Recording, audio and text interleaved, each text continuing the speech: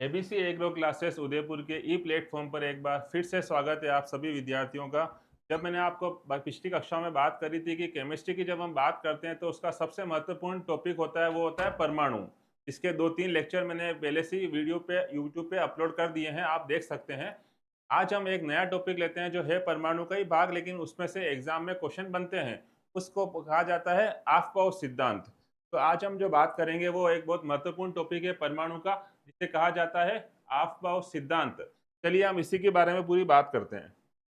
ऑफ-बाउ सिद्धांत ऑफ-बाउ सिद्धांत होता क्या है, इसी की सबसे पहले बात करेंगे। सबसे पहले तो याद रखिएगा ये जो शब्द है ऑफ-बाउ वो लिया गया है जर्मन भाषा से। ऑफ-बाउ शब्द की उत्पत्ति किस भाषा से हुई है? तो आपका आंसर होगा ये हुई है जर्मन भाषा से इस शब्द की उत्पत्ति हुई है, और इसका जो मतलब होता है, इसका मतलब होता है निर्माण करना। ऑफ-बाउ शब्द का मतलब होता है निर्माण करना, जिसे आप इंग्लिश में टू बिल्डअप भी बोल सकते हो। टू बिल्डअप मतलब बनाना, बिल्डअप, या आप चाहो तो इसको टू कंस्ट्रक्ट। कंस्ट्रक्शन का मतलब होता है बनाना, आपको ध्यान है कंस्ट्रक्ट। तो देखिए सबसे पहला क्वेश्चन तो बनता है कि ऑफ-बाउ शब्द किस भाषा से लिया गया है, तो उसका आंसर है जर्मन भाषा से लिया गया है। और इसका मतलब क्या होता है, तो इसका मतलब होता है निर्माण करना। अब ये किसका निर्माण कर रहा है, ये जो पूरा सिद्धांत है वो सिद्धांत आधारित है इलेक्ट्रॉनिक विन्यास के आधार पर, कि किस तरह से इलेक्ट्रॉनिक विन्यास को हम बनाते हैं अलग अलग नियम को ध्यान में रख के। तो देखिए ऑफ-बाउ सिद्धांत की जब हम बात करते हैं तो इसमें 3 नियम आते हैं। उन तीनों नियमों की एक के बाद एक हम चर्चा करेंगे। सबसे पहला जो इसका नियम आता है वो है, इसे कहा जाता है पाउली का अपवर्जन सिद्धांत। तो देखिए पाउली ने क्या बोला था, पाउली ने एक स्टेटमेंट दिया था कि देखिएगा, किन्हीं 2 इलेक्ट्रॉन की चारों क्वांटम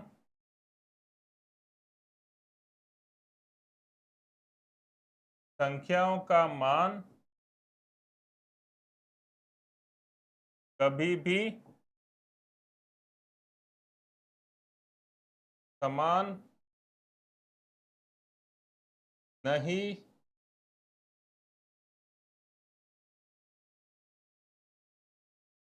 हो सकता है। पर देखिए अगर आपसे सिंपल क्वेश्चन ऐसा पूछे कि पाउली का नियम क्या होता है, तो ये लिखा हुआ आपके सामने, पाउली का नियम किन्हीं 2 इलेक्ट्रॉनों की चारों क्वांटम संख्याओं का मान कभी भी समान नहीं हो सकता है। ये पूरा स्टेटमेंट किसके द्वारा दिया गया, ऐसा प्रश्न पूछे तो उसका आंसर है पाउली का नियम। अब देखिए यहाँ पे एक इंपॉर्टेंट शब्द लिखा हुआ है, वो इंपॉर्टेंट शब्द लिखा हुआ है, एक तो क्वांटम संख्याएं। परमाणु की जो इलेक्ट्रॉन की जो 4 क्वांटम संख्याएं होती है, उन चारों का मान कभी भी समान नहीं हो सकता है। लेकिन किसके लिए, वो इंपॉर्टेंट शब्द है 2 इलेक्ट्रॉनों के लिए। 2 इलेक्ट्रॉनों के लिए कभी भी चारों क्वांटम संख्याओं का मान समान नहीं हो सकता है। मतलब इसका मतलब ये हुआ कि पाउली का नियम जब आप लागू करोगे तो उसके लिए न्यूनतम 2 इलेक्ट्रॉनों की आवश्यकता होगी, मतलब एक इलेक्ट्रॉन पे इसका नियम लागू नहीं होगा। अगर हम सिंपल सा क्वेश्चन की बात करें, हाइड्रोजन, हाइड्रोजन का आप लोग जानते हो, हाइड्रोजन का परमाणु क्रमांक होता है 1। इसका मतलब है उसके नाभिक में एक प्रोटॉन होगा और बाहर क्या होगा, एक इलेक्ट्रॉन होगा। तो एक इलेक्ट्रॉन है हाइड्रोजन के अंदर। अब देखिए यहाँ पे क्या लिखा हुआ है, 2 इलेक्ट्रॉन। इसका मतलब पाउली का नियम हाइड्रोजन से तो आरंभ नहीं हो सकता। क्यों? क्योंकि हाइड्रोजन में तो कितने इलेक्ट्रॉन है, एक, और यहाँ पे पाउली ने कितने इलेक्ट्रॉन का बोला है, 2। तो याद रखिएगा पाउली का नियम किस पर लागू नहीं होता है, तो उसका आंसर हो जाएगा हाइड्रोजन। इसका मतलब हुआ जहां जहां पे केवल एक इलेक्ट्रॉन है उन सब जगह पाउली का नियम लागू नहीं होता है। बस ये नियम इतना सा समझने की बात थी कि पाउली का नियम 2 इलेक्ट्रॉन से आरंभ होता है, और उसका नियम बोलता क्या है कि उन 2 इलेक्ट्रॉनों की जब भी आप क्वांटम संख्या देखोगे तो उनकी चारों क्वांटम संख्याएं जो होती है, मुख्य, दिग्गशी, चुंबकीय और चक्रण, वो चारों कभी समान नहीं हो सकती। इसको ऐसे बोल सकते हैं कि एक समान हो सकती है, चलेगा, 2 समान हो सकती है वो भी चलेगा, 3 भी समान हो सकती है, लेकिन जब आप चौथी चक्रण संख्या को भी समान करना चाहोगे, वो चक्रण क्वांटम संख्या होती है, वो कभी भी 2 इलेक्ट्रॉनों की समान नहीं होती है। हमेशा याद रखिएगा, जो एक कक्षक होता है उसमें इलेक्ट्रॉन जो आते हैं उन दोनों की कौन सी क्वांटम संख्या अलग होती है? चक्रण क्वांटम संख्या। याद रखिएगा, इन्हीं 2 इलेक्ट्रॉनों की चक्रण क्वांटम संख्या कभी समान नहीं होगी। तो यही बात पाउली ने बोली थी कि जब आप कक्षकों में बात करते हो इलेक्ट्रॉनों को भरने की, तो जब आप 2 इलेक्ट्रॉन डालोगे उसके अंदर, तो उनकी मैक्सिमम अधिकतम 3 क्वांटम संख्या समान हो सकती है, लेकिन चौथी जो चक्रण है वो तो हमेशा 2 इलेक्ट्रॉनों का क्या होगा? अलग अलग होगा। यही बात आपको पाउली ने बोली। तो देखिए, किन्हीं 2 इलेक्ट्रॉनों की चारों क्वांटम संख्याओं का मान कभी भी समान नहीं हो सकता है, अधिक से अधिक 3 समान हो सकती है। चौथी चक्रण क्वांटम संख्या हमेशा 2 इलेक्ट्रॉनों की अलग अलग होगी। ये नियम है पाउली का, और ये हाइड्रोजन से लागू नहीं होता है, क्योंकि हाइड्रोजन में एक ही इलेक्ट्रॉन उपस्थित है। अब देखिए, मैंने आपको बताया अफवाह में 3 नियम आते हैं। दूसरे नियम की बात करते हैं। दूसरा नियम होता है हुंड का अधिकतम बहुलकता का नियम। अब देखिए, इसने क्या बोला था? इन्होंने ये बताया था, समान ऊर्जा स्तर वाले कक्षकों में जब इलेक्ट्रॉनों का युग्मन किया जाता है, जब इलेक्ट्रॉन का युग्मन, युग्मन का मतलब जोड़ा जाता है, युग्मन किया जाता है, तो पहले सभी कक्षकों को अयुग्मित किया जाता है। बताता हूं, एक सेकंड समझाता हूं। अयुग्मित किया जाता है,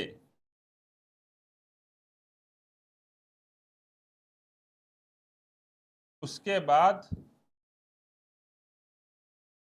उनका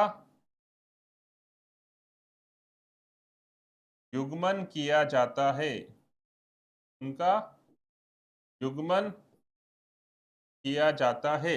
ये नियम है पूरा हुंड का अधिकतम बहुलकता का नियम, जो ये बोलता है समान ऊर्जा स्तर वाले कक्षकों में जब इलेक्ट्रॉनों का युग्मन किया जाता है, तो पहले उन सभी कक्षकों को अयुग्मित किया जाता है और उसके बाद में उन सबको युग्मित कर दिया जाता है। सामान्य भाषा में, सरल भाषा में समझाना चाहूं तो समान कक्षा ऊर्जा स्तर का मतलब हुआ, जैसे पी कक्षक है, ये पी कक्षक है, इसके कुल भाग 3 होते हैं। तो हुंड का नियम ये बोलता है कि जब आप इस पूरे पी कक्षक के अंदर इलेक्ट्रॉन भरते हो, तो क्या करना है? सबसे पहले सारे कक्षकों को आधा आधा भर दो। आधा आधा भरने का मतलब अयुग्मित कर दो। एक कक्षक में कितने आते हैं इलेक्ट्रॉन अधिकतम? 2। तो जब आप 2 का आधा करोगे तो 1 होगा। तो इन सब कक्षकों के इलेक्ट्रॉन के अंदर कितना कितना करना है? आधा आधा। एक इसमें भरा, दूसरा इसमें भरा, तीसरा इसमें भरा। यही तो लिखा हुआ है। सभी कक्षकों को पहले क्या कर दो? अयुग्मित कर दो। अयुग्मित कर दिया।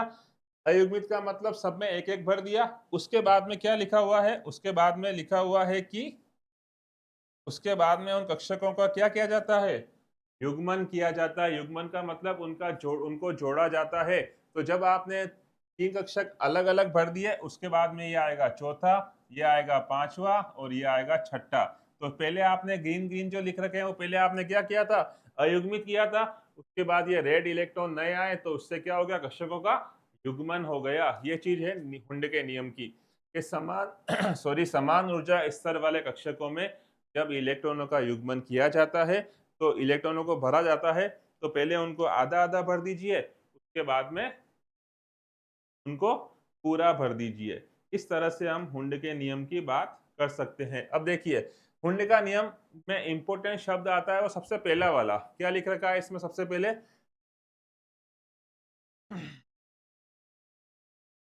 समान ऊर्जा स्तर वाले कक्षक। इसका मतलब याद रखिएगा, ये तो है पी कक्षक, पी कक्षक।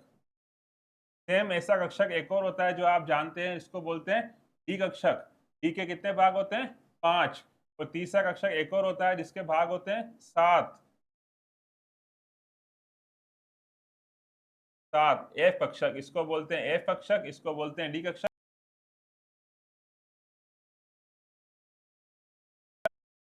अब देखिए, जब आपसे पूछा जाए कि समान ऊर्जा स्तर वाले कक्षक इन चारों में से कौन से हैं, तो आप देखिए इसमें एक से ज्यादा भाग दिख रहे हैं, कोई तो आपस में समान होंगे, अकेला भाग किसके समान होगा? इस कारण से एस जो होता है वो समान ऊर्जा स्तर कक्षकों में शामिल नहीं होता है। उसमें कौन कौन से शामिल होंगे?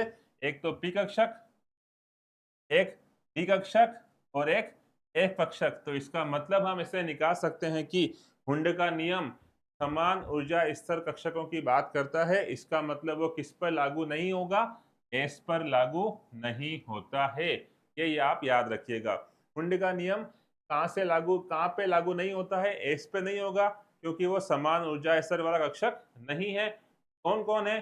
पी है, डी है और एफ है। तो इन तीनों के ऊपर क्या लागू होगा? हुंड का अधिकतम बहुलकता का नियम। यह है पूरा हुंड का नियम।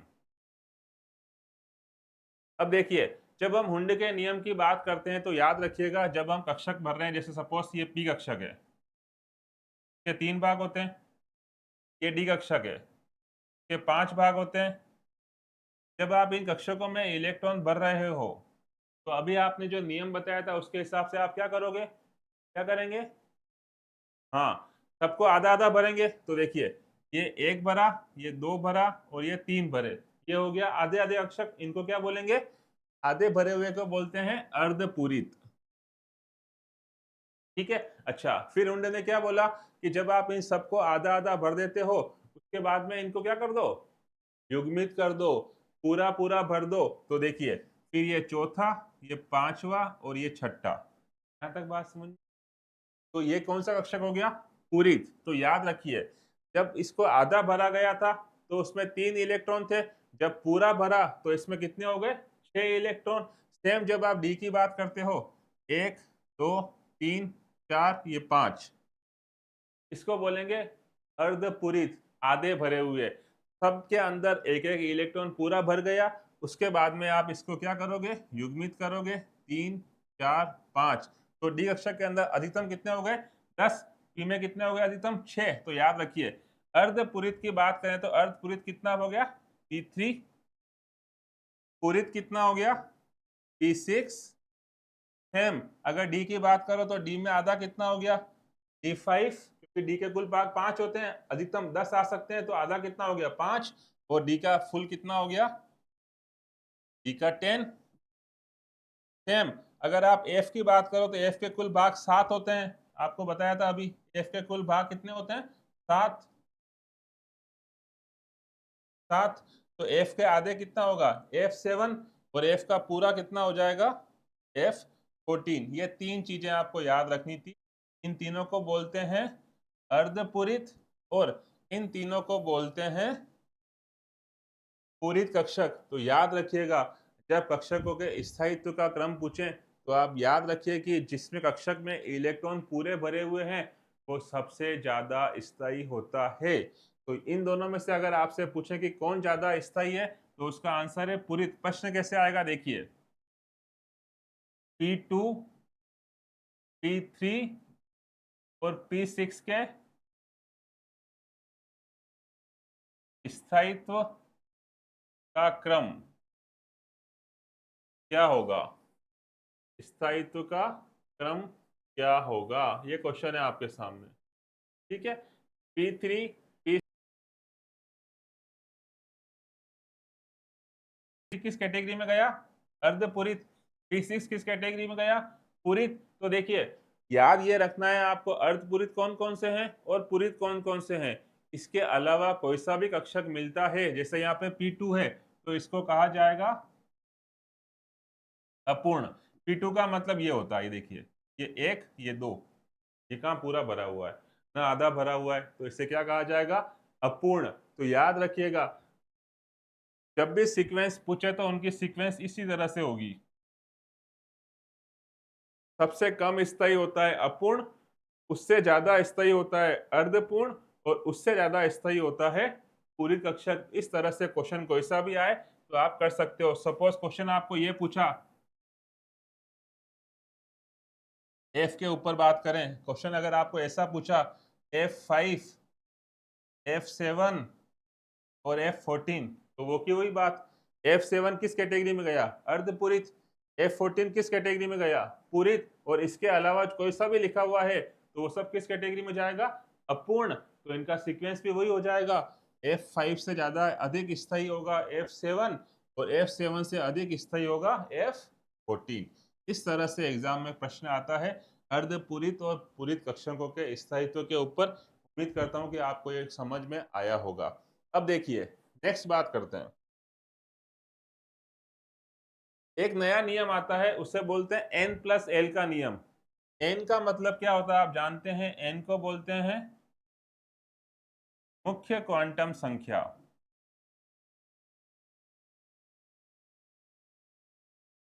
और L का मतलब होता है दिग्गजी क्वांटम संख्या।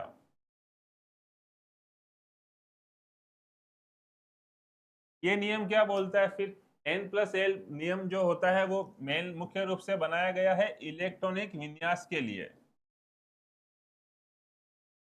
ये इलेक्ट्रॉन जब आप भरते हो अलग अलग कक्षकों में तो उसको किस हिसाब से भरोगे, तो वो हमेशा याद रखिएगा इलेक्ट्रॉन N+L नियम के, N+L के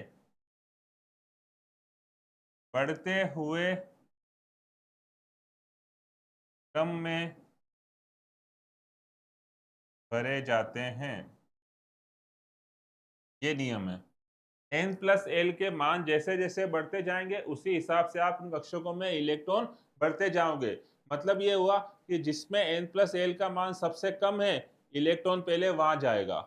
जब वो कक्षक पूरा भर जाएगा फिर N+L का मान उससे जहां ज्यादा होगा, सपोज अगर 1 है तो पहले 1 में गया, 1 में 2 इलेक्ट्रॉन भर गए, उसके बाद में कहाँ जाएगा वो? 2 के अंदर। इस तरह से N+L का नियम होता है। मैं आपको थोड़ा समझा देता हूँ कुछ उदाहरण के तौर पर। ये देखिए, अगर मैं आपसे पूछूं कक्षकों के बारे में बात करें तो याद रखिएगा n की वैल्यू और N+L की वैल्यू अगर हम यहाँ पे बात करें तो देखिएगा, एक में L की वैल्यू लिख रहा हूँ, एक में n की वैल्यू लिख रहा हूँ, और अब मैं आपके सामने दोनों के प्लस करके बता रहा हूँ। ठीक है, ये देखिएगा। ठीक है, n की वैल्यू सबसे पहले ऑब्वियस बात है कक्षक कौन कौन से होंगे। अगर हम बात करें सबसे पहला कक्षक होगा 1s, 1s ही होगा। फिर हम लिखेंगे 2s और क्या लिखेंगे? 2p। फिर हम लिखेंगे 3s, 3p और लिखेंगे 3d। इसके जब हम बात करते हैं तो आपको मैंने बताया था यहाँ पे जो गणित का मान है सारे कक्षकों में वो सब मान होगा n का मान। तो आपको याद ही नहीं करना है, आपको जो भी गणित का मान लिखा हुआ है वो सब n के मान होंगे। तो यहाँ पे तो क्लियर है n का मान 1, यहाँ पे 2, यहाँ पे 2, यहाँ पे 3, ये 3 और ये 3। इसी तरह से होगा। अब देखिए L के मान आपको 4 ही याद रखने हैं। कौन कौन से? L के मान 0, 1, 2 और 3। जब L का मान 0 लिखा है कक्षक का नाम होगा S। जब यहाँ 1 लिखा होगा तो इसका नाम होगा P। जब 2 लिखा है तो इसका नाम होगा D। और जब 3 लिखा है तो इसका नाम होगा F। बस ये 4 वैल्यू याद रखनी है। 0 किसके लिए होगा? S के लिए, P के लिए 1, D के लिए 2 और F के लिए 3। तो अब देखिए यहाँ पे क्या लिखा हुआ है? S। S का मान कितना लिखा हुआ है? 0। तो यहाँ पे कितना आंसर आएगा? 0। यहाँ भी क्या लिखा हुआ है? S, 2s। तो n का मान तो 2 हो गया, L का मान अभी बता रखा है आपको, आंसर क्या आएगा? 0। सेम नीचे यहाँ बात करेंगे तो 1, यहाँ पे 0, यहाँ 1, यहाँ D का मान कितना होता है? 2।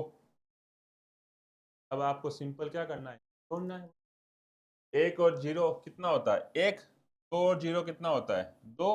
2 और 1 कितना होता है? 3। 3 और 0 कितना होता है? 3। 3 और 1 कितना होता है? 4। 3 और 2 5 कितना होता है? 5। क्या समझ में आया? मैंने आपको अभी बताया कि इलेक्ट्रॉन जब भरे जाते हैं तो N+L के बढ़ते हुए मान के अनुसार भरे जाते हैं। सबसे कम मान का है? 1 का है। तो इलेक्ट्रॉन सबसे पहले जाएगा 1s में। आप जानते हो hydrogen 1s1, helium 1s2 same. उसके बाद में कहाँ जाएगा, 2 के अंदर 2s, 1s के बाद क्या आएगा 2s और क्या आएगा 2p। तो पहले इलेक्ट्रॉन गया 1s में, उसके बाद गया 2s में, उसके बाद गया 2p में। ये क्लियर है। अब देखिए समस्या कहाँ आती है, जब आपको यहाँ लगे कि n प्लस एल के दो मान समान मिले, समान मिल सकते हैं 5 5 3 3 2 2 कुछ भी समान मिले। तो जब यहाँ पे आपको n प्लस एल का मान समान मिल रहा है 2p और 3s में से,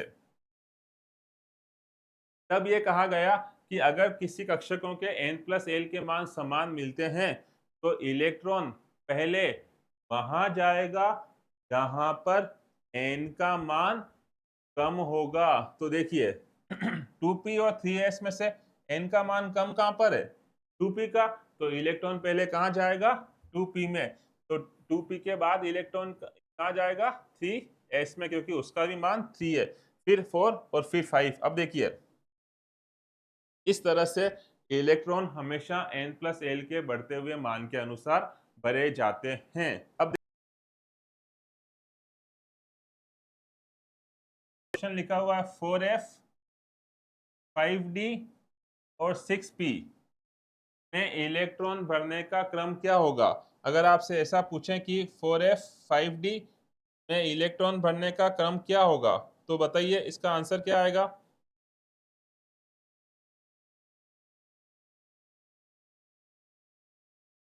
तो इसका आंसर आ जाएगा, देखिएगा n की वैल्यू लिखेंगे, फिर l की वैल्यू लिखेंगे और फिर n प्लस l लिखेंगे। तो देखिए n का मान तो आपको बताया मैंने, n का मान क्या होता है, जो गणित का मान है वही होता है।